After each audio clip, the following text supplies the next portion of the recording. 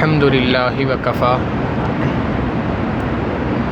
وسلام علی عبادہ الذین اصطفی اما بعد۔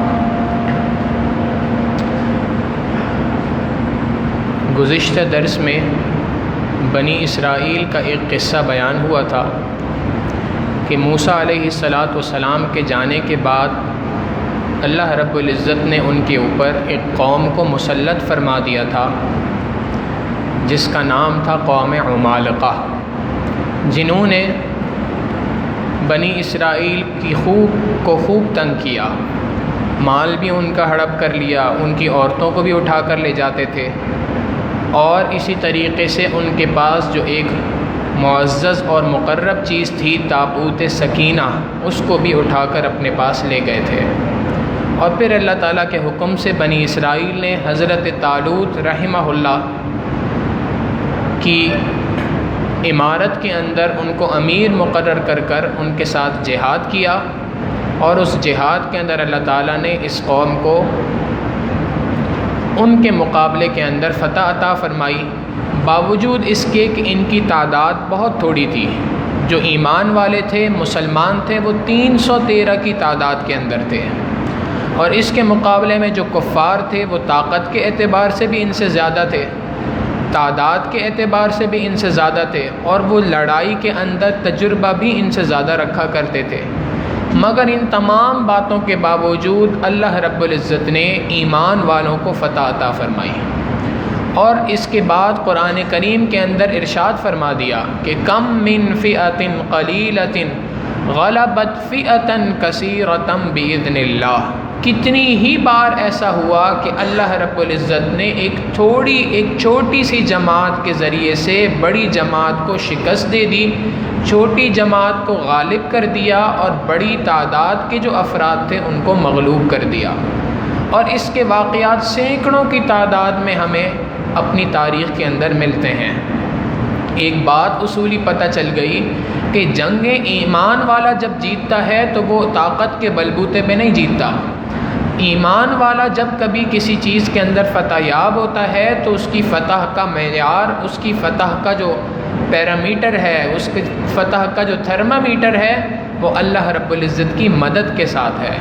جب انسان کے ساتھ اللہ کی مدد ہوتی ہے تو اللہ رب العزت چڑیوں کے ذریعے سے باز کو مروا دیا کرتے ہیں، اور اگر اللہ کی مدد نہ ہو تو ایمان والوں کی تعداد کتنی ہی زیادہ کیوں نہ ہو جائے، کفر ان کے اوپر غالب آ کے رہتا ہے۔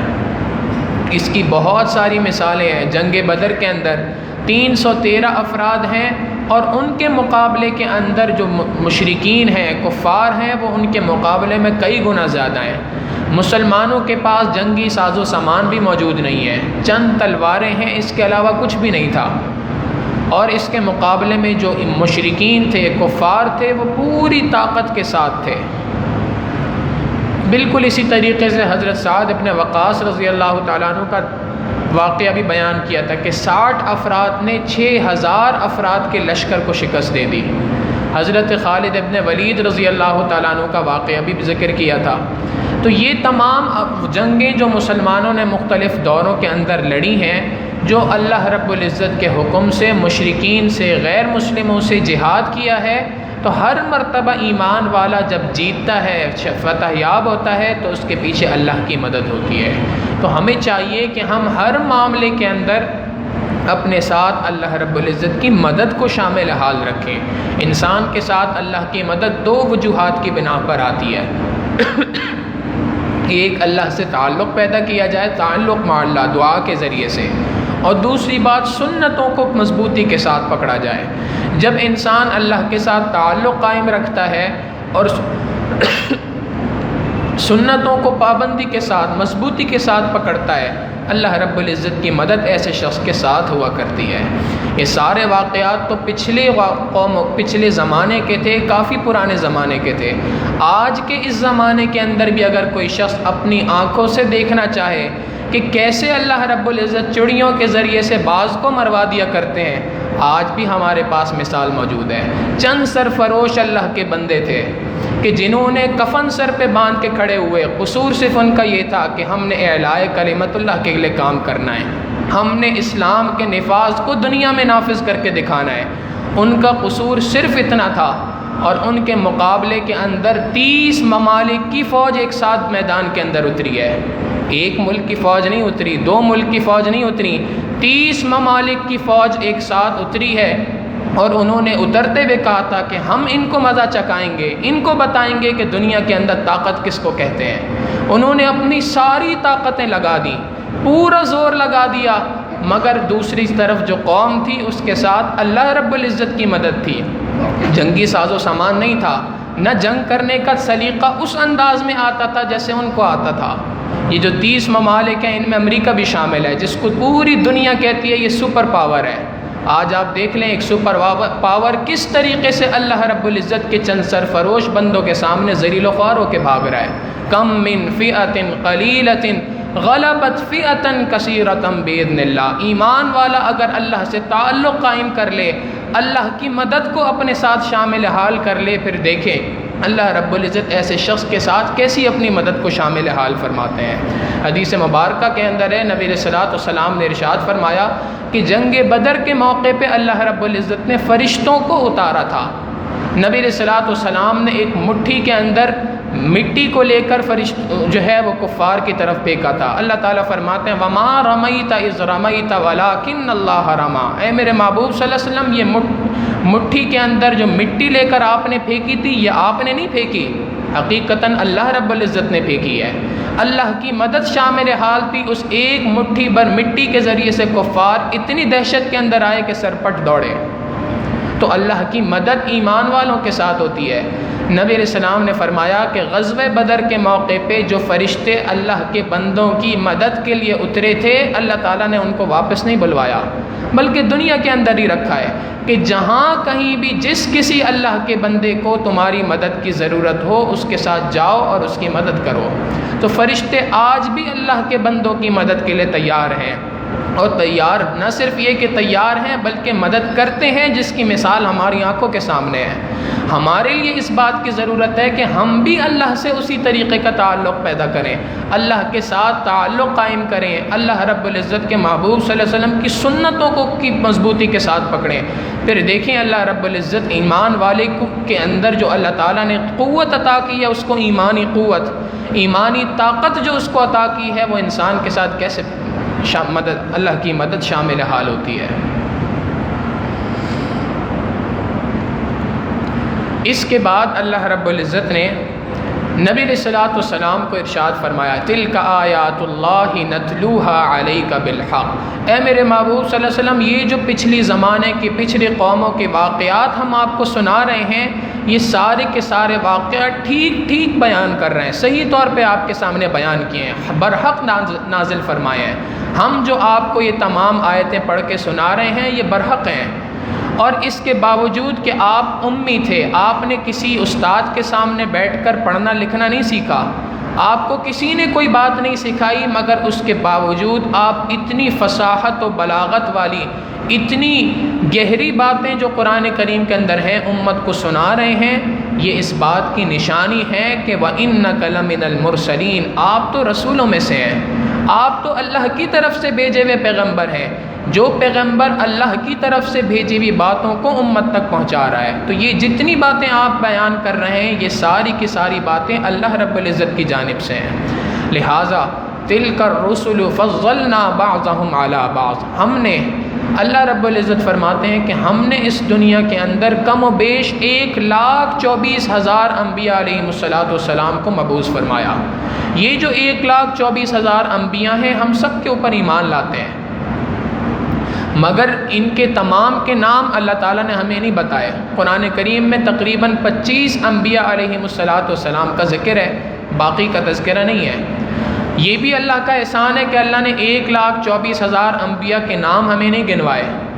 اگر گنوا دیے ہوتے تو ہمارے لیے تو شاید ساری زندگی بیٹھ کر بھی ان کے نام یاد کرنا یہ بھی ایک مشکل ہو جاتی۔ تو اللہ تعالیٰ کا احسان ہے کہ اس نے تمام انبیاء کے نام نہیں گنوائے، بلکہ ہمیں اتنی بات کہہ دی کہ تم تمام انبیاء پر ایمان لاؤ۔ مگر یہ بات یاد رکھنا کہ بعض انبیاء وہ ہیں جو اولو العزم انبیاء کہلاتے ہیں، جن کو اللہ تعالیٰ نے دیگر انبیاء علیہ السلام پر فضیلت عطا فرمائی ہے، جیسے نبی علیہ السلام کو دیگر تمام انبیاء علیہ السلام پر فضیلت ہے۔ اللہ کے محبوب صلی اللہ علیہ وسلم پیغمبروں کے سردار ہیں، سید الانبیاء ہیں۔ اسی طریقے سے اللہ تعالیٰ نے بعض انبیاء کو مختلف نوعیتوں کی فضیلت عطا فرمائی ہے۔ ابراہیم علیہ السلام کو مقام خلت عطا فرمایا، اپنا خلیل بنا لیا، اپنا گہرا دوست بنا لیا، اس کے ذریعے سے ان کو اپنے اولو العزم انبیاء میں شامل فرمایا۔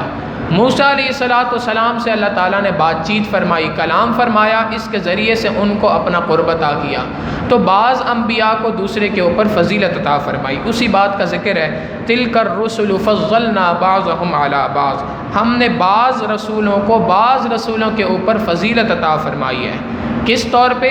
منہم من کلم اللہ، بعض ان میں سے وہ ہیں جن سے اللہ تعالیٰ نے کلام کیا، جیسے موسیٰ علیہ السلام، اللہ رب العزت نے کوہ طور پر بلا کر ان سے بات چیت کی کہ اے موسیٰ انی انا اللہ، میں اللہ رب العزت ہوں، میں تم سے بات چیت کر رہا ہوں۔ قرآن کریم میں واضح طور پہ فرما دیا وَكَلَّمَ اللَّهُ مُوسَىٰ تَكْلِيمًا، اللہ رب العزت نے موسیٰ علیہ السلام سے بات چیت فرمائی۔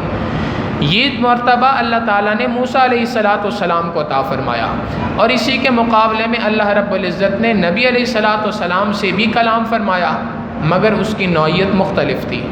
موسیٰ علیہ السلام سے کلام اس طور پہ فرمایا کہ ان کو کوہ طور پہ بلایا اور وہاں پر بلا کر ان سے بات چیت فرمائی۔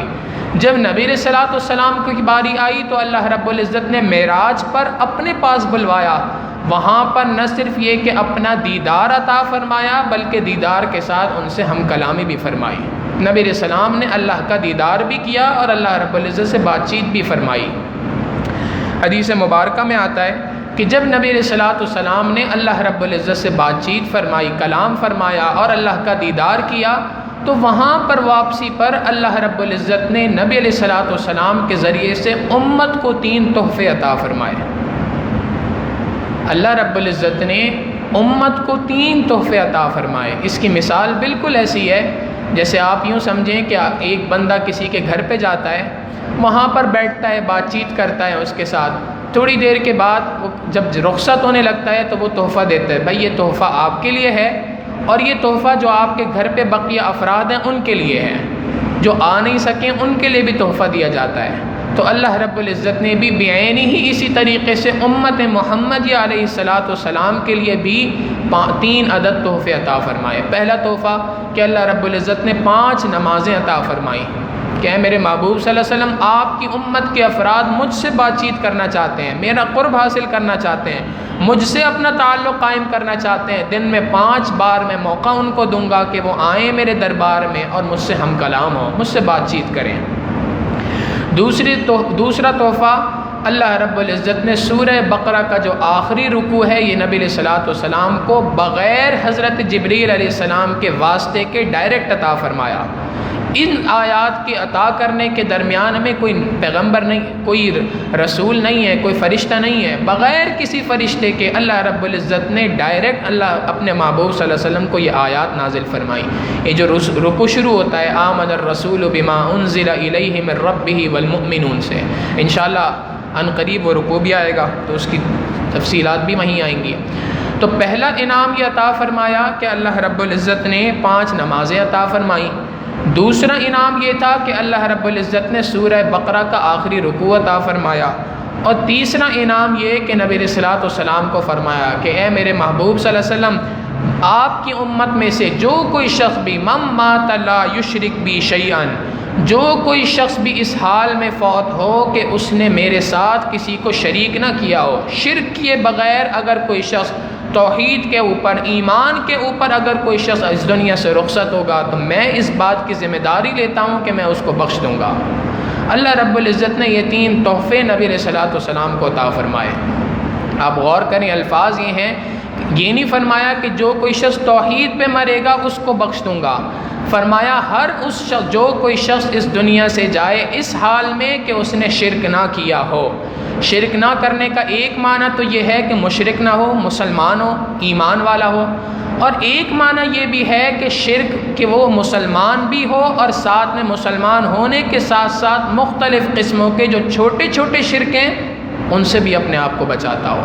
چھوٹے شرک سے مراد آج کا آپ بھی دیکھتے ہوں گے، ہم نے بھی اپنی آنکھوں سے دیکھا، کئی لوگوں نے مختلف قبروں کو اپنے لیے سجدہ گاہ بنا لیا ہوتا ہے.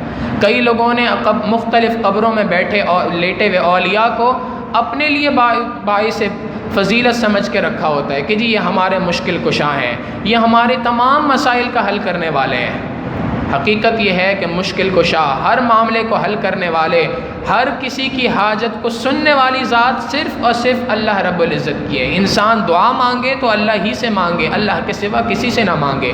عبادت کرے تو فقط اللہ رب العزت کی عبادت کرے، اس کے ساتھ کسی کو شریک نہ کرے. تو لہٰذا اللہ رب العزت نے فرمایا کہ جو کوئی شخص بھی اس دنیا سے جائے اس حال میں کہ اس نے اللہ کے ساتھ کسی کو شریک نہیں کیا تو میں اس کو بخش دوں گا، یہ میرا وعدہ ہے. تو بہرحال اللہ رب العزت نے بعض انبیاء کو بعض پہ فضیلت عطا فرمائی. منہم من کلم اللہ، بعض ان میں سے وہ ہیں جن کے ساتھ اللہ نے بات چیت کی، کلام فرمایا. ورفع بعضهم درجات، اور بعض کے درجات کو خوب بلند فرمایا. جیسے نبی علیہ الصلوۃ والسلام کے درجے کو تمام امت کے اندر، تمام انبیاء کے اندر بلند فرمایا.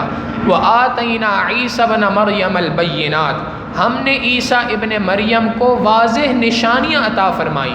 حضرت عیسیٰ علیہ السلام کو اللہ رب العزت نے چند نشانیاں عطا فرمائیں. مثال کے طور پہ ان کو بنا کسی باپ کے اللہ رب العزت نے پیدا فرمایا، اس حال میں کہ حضرت مریم جو ان کی والدہ تھیں ان کو نہ کسی مرد نے چھوا تھا، نہ ان کا کسی کے ساتھ نکاح ہوا تھا. اس کے باوجود اللہ رب العزت نے ان کو بیٹا عطا فرمایا. یہ خود ایک نشانی تھی. پھر اس کے بعد دوسری نشانی کہ عیسیٰ علیہ السلام چھوٹے بچے ہیں، دودھ پیتا بچہ ہے، اور جب قوم سوال کرتی ہے حضرت مریم سے کہ مریم یہ کیا چیز ہے، تو اس وقت پہ چھوٹا بچہ جو دودھ پیتا بچہ ہے یہ اس وقت پہ کہتا ہے کہ انی عبد اللہ، میں اللہ کا بندہ ہوں. آتانی الکتاب وجعلنی نبیا، اللہ نے مجھے کتاب عطا فرمائی ہے اور مجھے نبی بنا کے بھیجا ہے. تو اللہ رب العزت نے عیسیٰ علیہ السلام کو مختلف قسم کے معجزات عطا فرمائے، مختلف قسم کی نشانیاں عطا فرمائیں. ان نشانیوں میں سے ایک یہ بھی تھی کہ عیسیٰ علیہ السلام اللہ رب العزت کے حکم سے نشانی دکھانے کے طور پہ جس کسی مردے کو ہاتھ رکھتے تھے اس کو کہا کرتے تھے قم باذن اللہ، اللہ کے حکم سے کھڑے ہو جا. وہ زندہ ہوتا تھا اور زندہ ہو کے عیسیٰ علیہ السلام کی نبوت کی گواہی دیتا تھا اور اس کے بعد دوبارہ فوت ہو جاتا تھا. تو اللہ تعالیٰ نے مختلف نشانیاں ان کو عطا فرمائیں. وآتینا عیسی ابن مریم البینات، ہم نے عیسیٰ ابن مریم کو واضح نشانیاں عطا فرمائیں. وأیدناہ بروح القدس، اور روح القدس کے ذریعے سے ہم نے ان کی تائید فرمائی. قرآن کریم میں روح القدس یا روح کا لفظ بہت زیادہ استعمال ہوا ہے. جہاں کہیں یہ لفظ آئے اس سے مراد حضرت جبرائیل علیہ السلام ہوتے ہیں.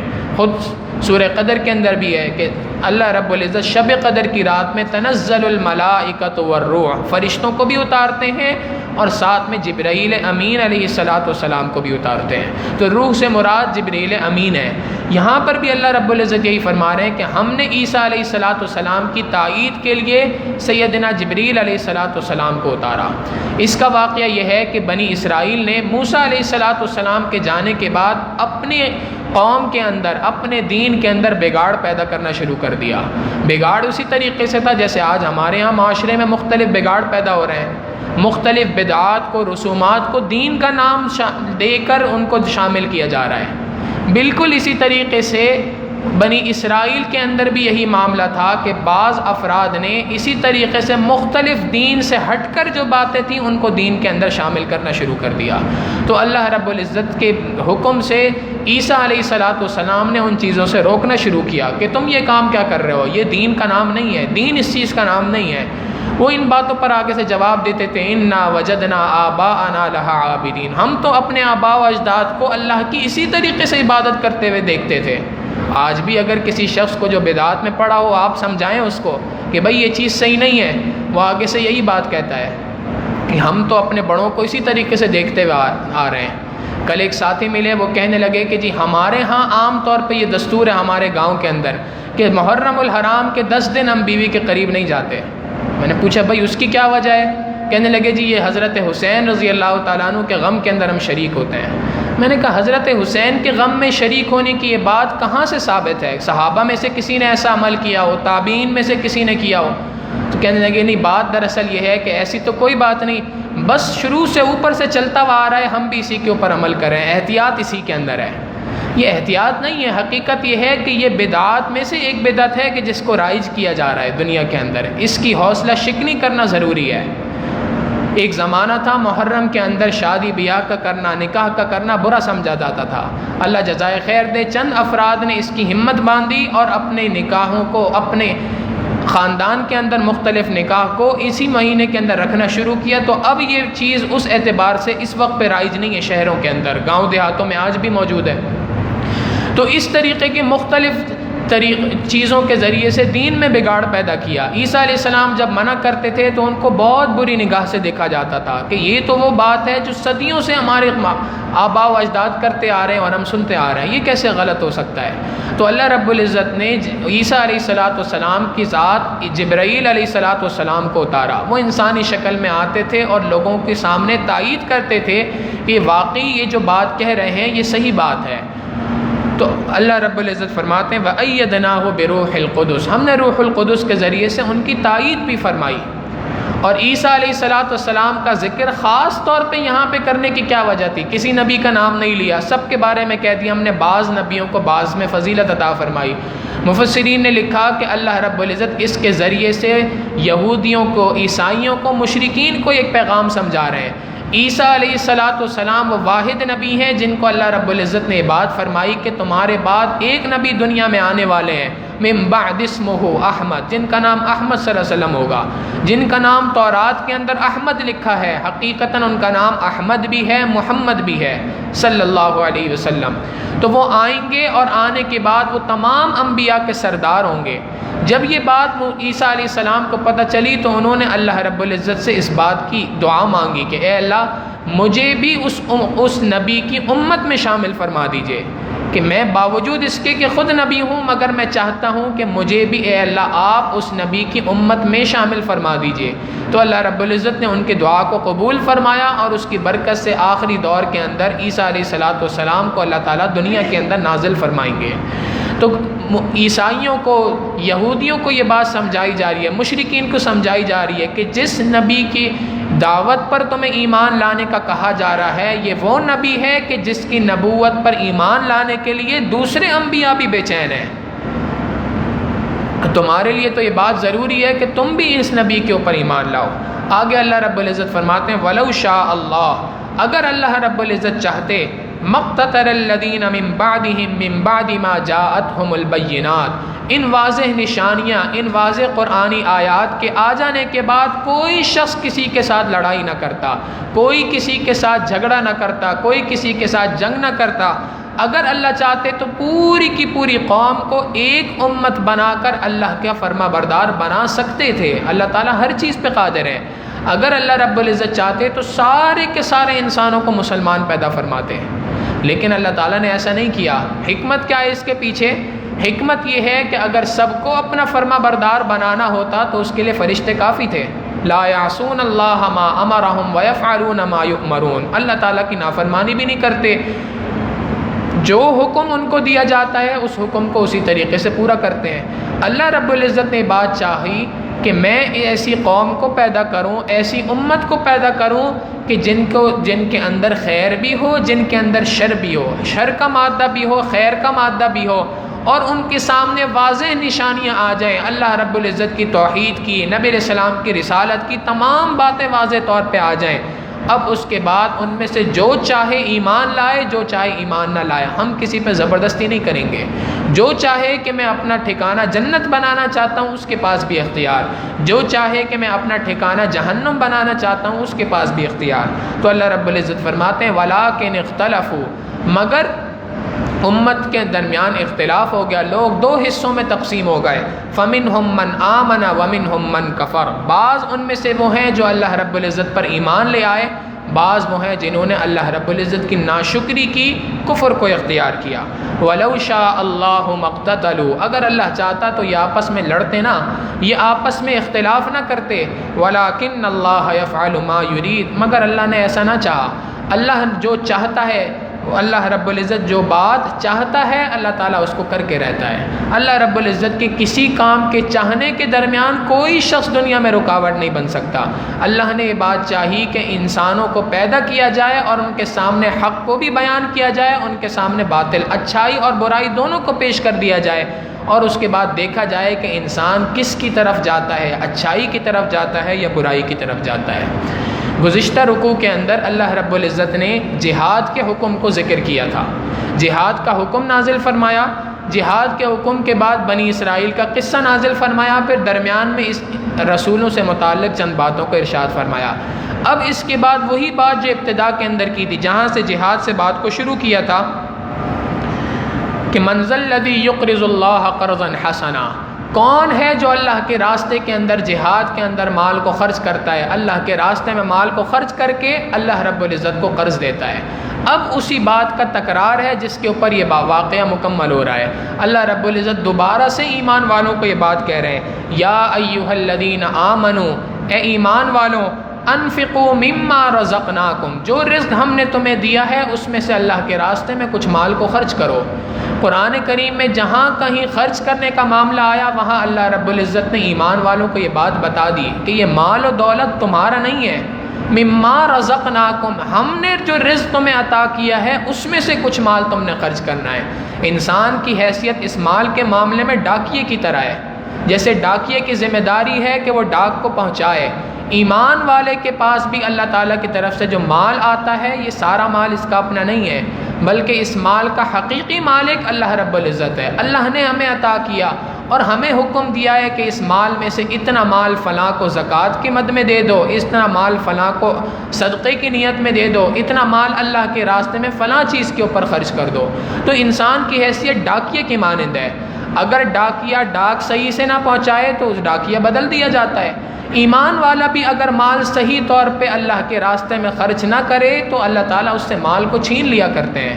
پھر انسان شکوے کرتا پھرتا ہے، جی ایک زمانہ تھا سونے کو مٹی کو ہاتھ لگاتے تھے تو وہ بھی سونا بن جاتی تھی، آج پتہ نہیں کیا ہو گیا ہے، سونے کو ہاتھ لگاتے ہیں تو سونا بھی مٹی بن جاتا ہے۔ وجہ یہی ہے کہ اللہ تعالیٰ نے ہمیں ڈاکیا بنایا تھا، ہم نے ڈاک اس کی صحیح طور پہ پہنچائی نہیں، اللہ رب العزت نے ڈاکیا تبدیل فرما دیا۔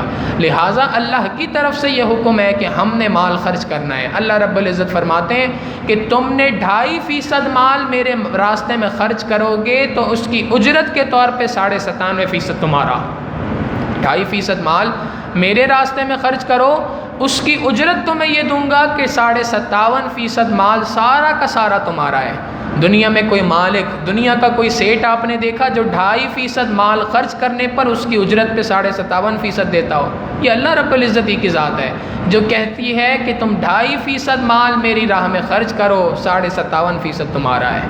تو اللہ تعالیٰ یہاں پر بھی بات فرما رہے ہیں، انفقوا مما رزقناکم، جو رزق ہم نے تمہیں دیا ہے اس کو اللہ کے راہ میں خرچ کرو، من قبل، اس بات سے پہلے کہ ان یأتی یوم، کہ وہ دن تمہارے اوپر آ جائے، لا بیع فیہ، جس دن کی کوئی تجارت تمہارے کام نہیں آئے گی۔ جو قیامت کا دن ہوگا اس دن جب تم چاہو گے بھی کہ میں کوئی مال خرچ کروں، کوئی تجارت کر سکوں، تمہاری کوئی تجارت کام نہیں آئے گی۔ ولا خلۃ، نہ کوئی دوستی تمہارے کام آئے گی، ولا شفاعۃ، نہ کسی کی سفارش تمہارے کام آئے گی۔ دنیا میں اگر انسان کہیں پھنستا ہے تو 3 طرح کے کام کرتا ہے، یا تو وہ آپس میں ڈیل کرنے کی کوشش کرتا ہے، بے کرتا ہے، تجارت کرتا ہے، ڈیل کر لیتا ہے کہ تم اس کام کے بدلے میں تمہیں اتنے پیسے دے دوں گا، یہ چیز دے دوں گا، تم میرا یہ کام کر دو، ڈیلنگ ہو جاتی ہے۔ دوسرا طریقہ یہ ہوتا ہے کہ انسان سوچتا ہے کہ اس معاملے کے اندر میرا کوئی دوست فلاں جگہ پہ، فلاں محکمے کے اندر ہوگا، فلاں ڈپارٹمنٹ میں ہوگا، میں اس کے ذریعے سے سورس لگوا لیتا ہوں، یہ دوستی کا مرحلہ ہوتا ہے۔ یا تیسرا مرحلہ یہ ہوتا ہے کہ فلاں آدمی کے ذریعے سے میں سفارش کر لوں۔ اللہ رب العزت فرماتے ہیں کل قیامت کے دن نہ تو تمہیں کوئی تجارت، کوئی ڈیل تمہارے کام آئے گی، نہ اس دن کسی کی دوستی تمہارے کام آئے گی۔ قرآن کریم کہتا ہے الاخلاء یومئذ بعضهم لبعض عدو الا المتقین، سوائے متقی افراد کے جتنے افراد دنیا کے اندر ہیں جو آپس میں بہت گہرے دوست ہیں، کل قیامت کے دن ایک دوسرے کے دشمن بنے ہوئے ہوں گے۔ قیامت کے دن تمہاری کسی کے ساتھ دوستی کام نہیں آئے گی، لا بیع فیہ، نہ کوئی ڈیل تمہارے کام آئے گی، ولا خلۃ، نہ کوئی دوستی تمہارے کام آئے گی، ولا شفاعۃ، اور نہ کسی کی کوئی سفارش تمہارے کام آئے گی، بلکہ اس دن حقیقت یہ ہے کہ والکافرون هم الظالمون، کافر لوگ جو ہیں حقیقتاً یہی ظالم ہیں۔ ظلم کہتے ہیں، کسی فقہا نے لکھا، مفسرین نے لکھا، ظلم کہتے ہیں وضع الشیء فی غیر محلی، کسی چیز کو اس کے محل سے، اس کی جگہ سے ہٹ کے رکھ دیا جائے۔ ایک چیز تھی، اس کی ایک شیان شان تھی، اس شان کے مطابق اس چیز کو نہ رکھا جائے۔ یہ گلاس ہے، اس کے اندر پانی ہے، تو اس کا حق یہ ہے کہ اس کو صحیح طور پہ یوں رکھا جائے۔ اگر اس گلاس کو میں الٹا کر کے رکھ دوں تو میں نے اس گلاس کے ساتھ ظلم کیا ہے۔ بالکل اسی طریقے سے یہ ڈیکس ہے، اس کا ایک شان ہے کہ اس کو اسی طریقے سے صحیح طور پہ رکھا جائے۔ اگر کوئی شخص اس کو الٹ کے رکھ دیتا ہے تو یہ اس نے اس ڈیکس کا جو حق تھا اس حق کو ادا نہیں کیا، اس کے ساتھ ظلم کیا ہے۔ اللہ رب العزت کی ذات ایک ایسی ذات ہے کہ جس کے ساتھ کسی کو شریک کرنا یہ بھی وضع الشیء فی غیر محلہ، اللہ کی جو شیان شان تھی اس کے خلاف انسان کام کر رہا ہے۔ حقیقتاً دنیا کے اندر سب سے بڑا ظلم یہ ہے کہ انسان اللہ کے ساتھ، اللہ جیسی ذات کے ساتھ کسی کو شریک کرے۔ تو اللہ رب العزت فرماتے ہیں کہ جتنے کافر ہیں والکافرون هم الظالمون، حقیقی ظالم دنیا کے اندر اگر کوئی ہے تو وہ کافر ہی ہیں، کہ ہم نے تمام آیتوں کو کھول کھول کے بیان کر دیا، تمام باتیں واضح طور پہ قرآن کریم کے اندر بیان کر دیں۔ تم نے ہم سے مانگا تھا کہ اہدنا الصراط المستقیم، اے اللہ سیدھا راستہ دکھا دیجئے۔ ہم نے قرآن کریم میں مختلف نشانیوں کے ذریعے سے، مختلف واقعات کے ذریعے سے، مختلف دلیلوں کے ذریعے سے تمہیں سمجھا دیا کہ حقیقتاً اصلی طور پہ صحیح راستہ کس چیز کو کہتے ہیں، غلط راستہ کون سا ہے۔ اب اس کے باوجود اگر تم ہماری بات کو نہیں مان رہے ہو تو حقیقتاً یہ کفار جو ہیں یہی لوگ ظالم ہیں۔ اللہ رب العزت ہمیں ظلم سے بھی محفوظ فرمائے اور قرآن کریم کی ان آیات کو سمجھنے کی، سیکھنے کی اور اس کے مطابق عمل پیرا رہنے کی توفیق عطا فرمائے۔ الحمدللہ دوسرا پارہ مکمل ہو چکا ہے یہاں پر اور تیسرا پارہ شروع ہو گیا ہے۔ دعا کریں اللہ تعالیٰ سے کہ اللہ تعالیٰ اس پورے قرآن کریم کو عافیت کے ساتھ پائے تکمیل تک پہنچائے، اور اللہ رب العزت اس قرآن کریم کے درس کو سننے کی برکت سے ہماری زندگیوں کے اندر بھی تبدیلی پیدا فرمائے۔ ہم اگر یہ قرآن کریم کا درس سنتے رہیں اور سننے کے باوجود، درس کہنے کے باوجود، درس کے الفاظ ادا کرنے کے باوجود اور درس کے الفاظ سننے کے باوجود اگر قرآن ہماری زندگیوں میں اثر نہیں کر رہا تو پھر واقعی بات وہی ہے جو حضرت حسن بصری رحمۃ اللہ علیہ نے فرمایا تھا، اگر قرآن ہماری زندگیوں میں اثر نہیں کر رہا تو ہمارے دل سوئے ہوئے نہیں ہیں، ہمارے دل موئے ہوئے ہیں، دل مر چکے ہیں۔ لہٰذا ان مردہ دلوں کو زندہ کریں اور اللہ سے دعا مانگیں کہ اے اللہ جو باتیں سنیں اس کے مطابق ہمیں عمل پیرا رہنے کی توفیق عطا فرمائے۔ وآخر دعوانا ان الحمد للہ رب العالمین۔ سبحان رب جلال الوہاب، اللہم صلی علی سیدنا محمد وعلی آل سیدنا محمد وبارک وسلم۔ ربنا ظلمنا انفسنا وإن لم تغفر لنا وترحمنا لنكونن من الخاسرین۔ اللہم آت نفوسنا تقواها وزکها انت خیر من زکاها انت ولیها ومولاها انک علی کل شیء قدیر۔ وصلی اللہ تعالی علی حبیبہ سیدنا محمد وآلہ واصحابہ اجمعین برحمتک یا ارحم الراحمین۔